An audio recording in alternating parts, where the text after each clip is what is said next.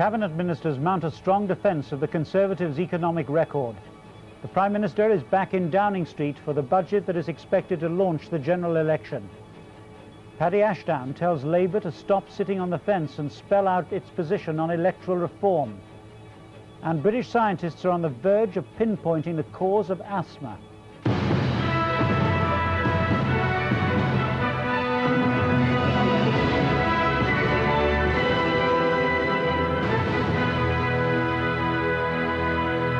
Good evening. While the Prime Minister relaxed at home today, his cabinet colleagues turned out in force to defend the government's record on the economy. The Education Secretary, Kenneth Clarke, admitted Tory mistakes after the 1987 stock market crash, but denied the government had caused the present slump. And Michael Heseltine said that higher interest rates under Labour would tip the fragile recovery that is coming into disaster. For Labour, the shadow energy spokesman, Frank Dobson, accused the Prime Minister of behaving like a negligent doctor who poisons the patient, then says he's the only one who can get the poison out of their system. While the Liberal Democrat leader, Paddy Ashdown, challenged Labour to come off the fence on the issue of electoral reform. John Majors spent a quiet day at home in Huntingdon, probably the last for a while, as Tory sources maintain that everything's still in place for an April the 9th election. This evening he left for London with campaigning effectively on hold now until after the budget. But his inner circle of ministers, on the other hand, have been appearing on successive television programmes to defend the government's economic record. The common line has been, while mistakes and misjudgments were made, the recession wasn't of their making. And Kenneth Clarke said most people haven't suffered. Of course, it's worrying that 2% of people are having difficulties with their mortgage. A lot of businessmen are struggling hard to earn their living. But it's not been a catastrophic recession of the kind that we've had in the past, or even the Americans are suffering now, because the underlying strength of the economy is better. But the Liberal Democrats at their conference in Scotland say the government can't wash their hands of what has happened. When business failures went up, they blamed the banks. When mortgages repossessions soared, they blamed the building societies. And now, in the depth of a recession, they blame foreigners. But beyond the din of the firecrackers, Liberal Democrats have been reacting warily to reports that Labour's manifesto may include a commitment to a constitutional convention on electoral reform. I think that it has been quite wrong that Britain should be exposed to the sweeping and unpopular changes such as the poll tax and the privatisation of gas and electricity by a government which never had a majority vote, but on the basis of a minority vote always piled up record majorities in the House of Commons. I just don't think that's democratic. In some ways, Labour are seeking to make a virtue out of ambiguity on the subject of electoral reform. They want to go far enough so they attract Liberal Democrat voters, but not so far that the Tories can say this is a tacit admission by Labour that they can't win the election unaided. British scientists say they're close to a breakthrough in understanding the cause of asthma, and it promises to lead to new and better treatments for the condition. Asthma affects 1 in 10 people worldwide. Asthma can be a crippling disease and cost the lives of 2,000 people a year in Britain. Now scientists believe they're close to finding the gene which predisposes people to develop asthma and other allergic disorders. In human cells, chromosomes contain the genetic instructions which control all our characteristics. These instructions are coded in some 100,000 genes, which are strung out along the chromosomes. Evidence is increasing that susceptibility to allergic reactions like asthma may be caused by a defect in a single gene. And scientists now think they know where, in the genetic makeup of the cell, the gene lies. The scientists studied asthma in 100 families and found that the majority seemed to have the gene. The work paves the way for more effective treatment. Our real hope now is that we can move from localizing the gene to precisely identifying it, the gene itself and the protein that it makes. And on the basis of that, we hope further that new drugs can be developed that are targeted on that protein so that we can look forward to a time when there's far more effective prevention and treatment of asthma. Genes responsible for a variety of disorders, like cystic fibrosis, for example, are being discovered with increasing frequency. Ultimately, the idea will be to replace the defective gene with a normal one. In America, gene therapy, as it's called, is already being used with some success to treat children who have no immunity and can't fight disease. For a disease like asthma, gene therapy would be the ultimate cure, though scientists say it's unlikely to be a reality until well into the next century. 89 people have died in a collision between a passenger ferry and a tanker off the coast of Thailand. Both captains have been arrested. The accident happened 50 miles southeast of Bangkok. The ferry was carrying pilgrims from a Buddhist shrine on Si Chang Island. Its captain was one of the few survivors. The ferry sank just before dawn, 3 kilometers off the coast near the holiday resort of Pattaya. The vessel, the Nava Petite 3, sank within minutes in shallow water. Among the handful of survivors, eyewitnesses say the ferry was sliced in two by a gas tanker moving through the shipping lanes. Rescue teams were quick to reach the scene, but most of those aboard the ferry died within minutes. The Thai Navy has now called off its search operation, but Marine Police are continuing to patrol the area in search of more bodies. It seems the two vessels collided in the dark in a busy stretch of waterway near Thailand's major oil and gas terminal. This is one of the busiest stretches of the Thai coastline, and officials say, given the sheer number of vessels operating in the area, it's a miracle similar accidents haven't happened before. The ferry was thought to be bringing back nearly 150 Thai Chinese pilgrims who've been attending an overnight religious ceremony on the nearby island of Koh Si Chung. Alan Pierce for the BBC in Bangkok. The latest round in the American election campaign in South Carolina went well for President Bush and the Democratic contender Bill Clinton. 11 more states will make their choice 2 days from now on Super Tuesday.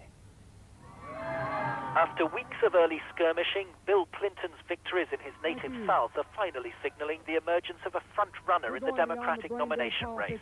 With 63% of the vote in South Carolina and with victory in the Wyoming caucuses bringing his first triumph in a western state, Clinton is growing in confidence. His message to voters that he is the leader who can reverse America's economic decline in the world market.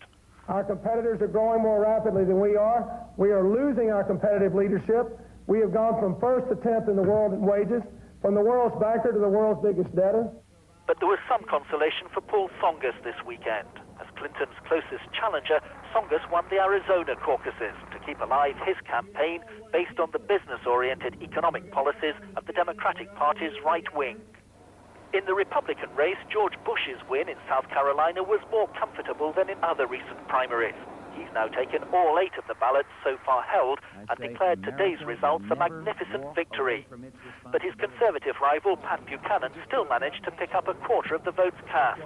Not enough to put George Bush's eventual nomination in serious doubt, but nonetheless a clear reminder of the continuing discontent over the president's performance and the country's economic recession.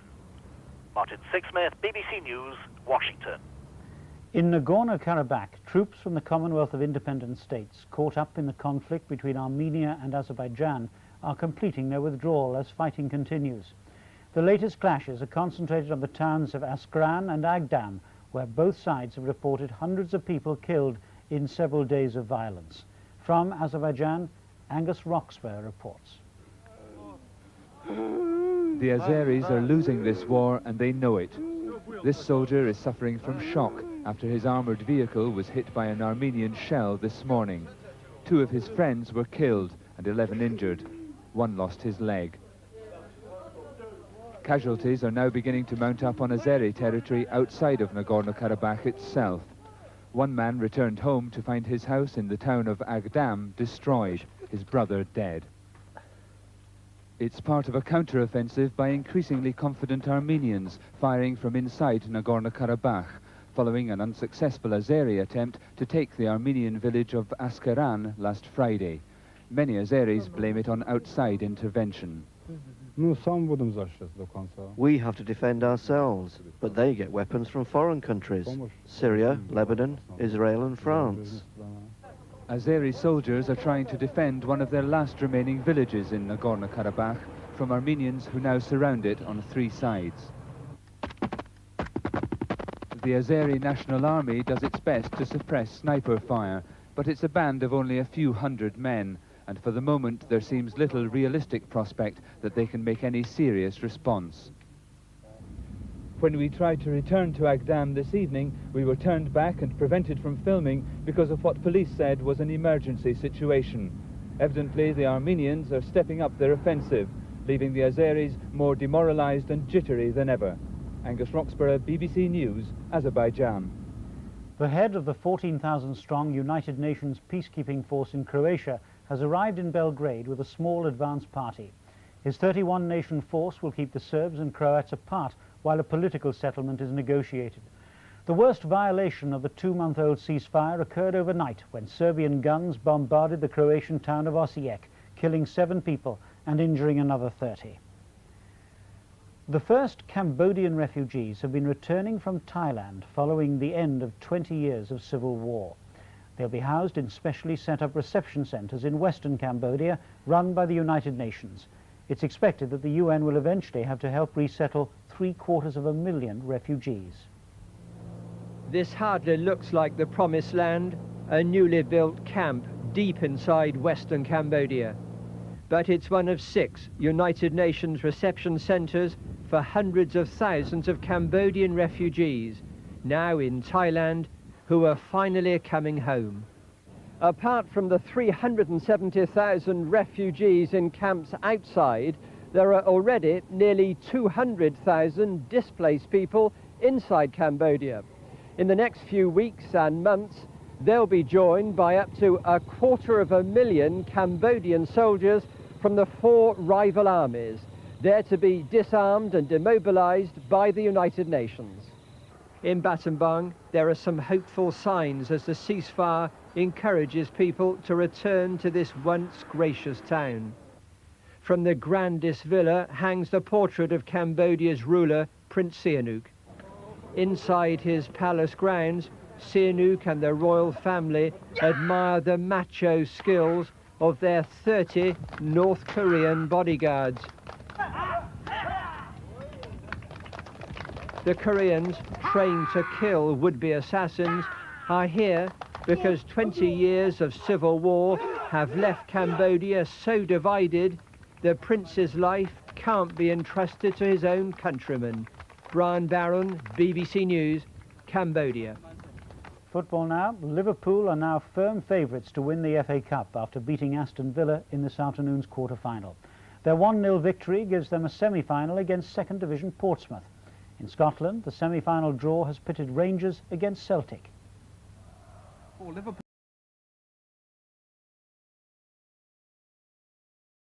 European defeat, there's a suspicion the FA Cup may be their only realistic option. But for most of the first half, it was Villa who looked the hungrier, and they would have gone ahead had Atkinson's turn and shot not been matched by a save of equal dexterity from Grobbelaar. In attack, Liverpool offered little until just before half-time, when Saunders' pivot sent 2 defenders the wrong way, only for his shot to bend the wrong side of the post. In the second half, though, Liverpool's old assurance returned as Barnes became more influential, and it was his through ball which sent Thomas away to finish convincingly.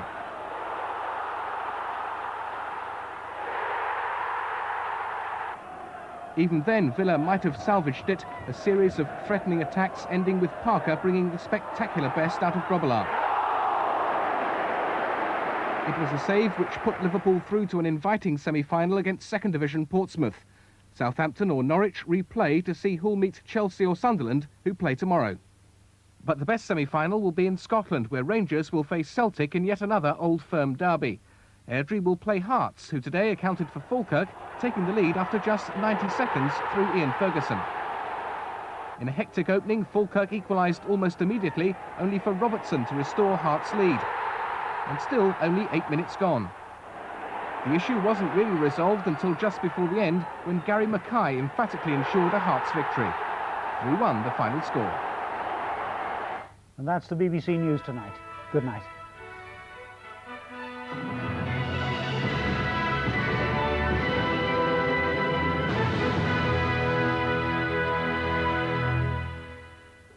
Good evening. Well, I hope you enjoyed your sunny Sunday. Tomorrow will be rather more cloudy and there'll be a little bit more wind around. That cloud already shown up on the satellite picture, moving steadily east, but as you can see, most of the British Isles remaining rather clear of cloud, even up until an hour ago. There'll be a little bit of rain underneath this band of cloud as well. Not much to start with, but more later on. By midnight, I think it'll just be coming into Ireland, and by dawn, right across Ireland, across Scotland, and just touching maybe the northern part of England. And as it moves south, it'll hang around into Northern Ireland and southern Scotland, I think, right into the end of the day, and move right down into Wales. And as it does so, this next belt pushing in, this will be the heavier rain. This will start to grind to a halt and die out during tomorrow. For tonight then, the larger clear areas, so there'll be a touch of frost, 0 to -1, maybe even a bit of mist and fog around in East Anglia and South East England, but the wind's picking up and some rain coming in, as I've already pointed out, over Ireland and Western Scotland during the night. Well, there's the pressure chart for tomorrow. Two fronts, the rear ones, I say, the more active, pushing this one ahead of it. So we start off with this picture behind that first cold, a brighter band coming into western parts of Northern Ireland, but a lot of heavy rain in the western slopes, and eventually this brighter sunshine becoming rather hazy. And a few showers pushing in later on in the day to western Scotland. Temperatures, double figures.